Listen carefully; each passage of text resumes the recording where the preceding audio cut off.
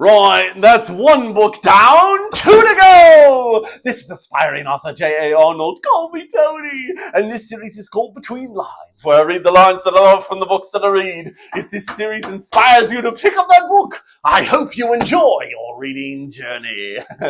This book comes to us again from Joe Abercrombie called The Trouble with Peace. We're back, and more tenuous than ever. Oh, but they have their plans, they do. Wild machinations with the worst of intentions brought to the fore. If our players can survive the battlefield, surely the court can hold as much ambition now that the smoke's cleared away, right? Right?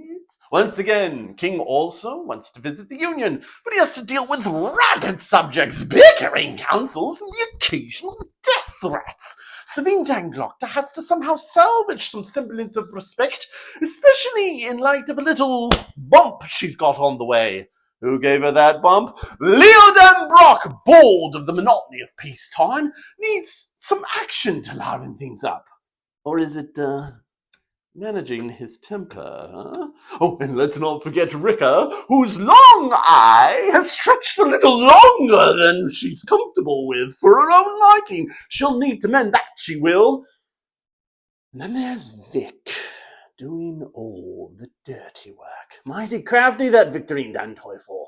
Always holding the cards close to her vest. Takes a high level of skill to make things seem one way when there's so very much another. The many different Victorine Danteufels she might need to slip into, huh? Made her wonder who the real one was, if there was such a thing anymore. He was an actor, muttered Tallow, for about the fifth time, his one little bag slung over his shoulder. An actor and acrobat. He's very particular on that point. You didn't think to tell me? You can't let slip what you don't know. Well, what if, he mimed a stabbing motion? I'd kill him or something. Then there are always more actors. She gave a sigh that tasted of salt and sea rot, and the acrid smoke from the tanneries down the coast, just starting up for the day. Every idiot wants to be one. Was the real shanked even in the city? Who says there even is a real shanked? People like things that are simple, black and white. Good and evil. They want to make a choice and tell themselves they were right. But as His Eminence is fond of saying, the real world is painted in grays. The truth is complicated, full of mixed emotions and blurred outcomes and each-way bets. The truth is a hard sell.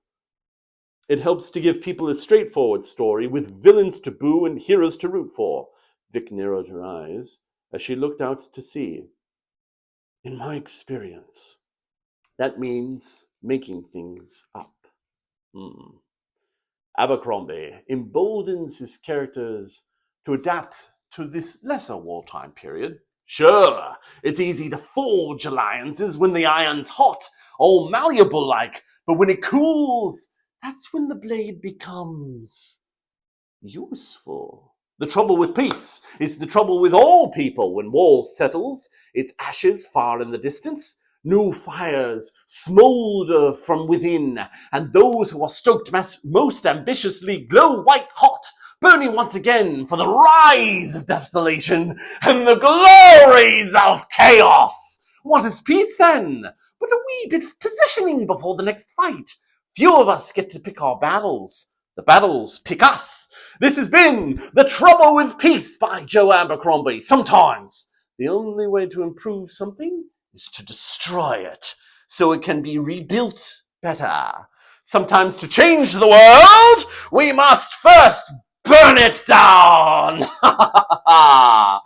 Happy reading.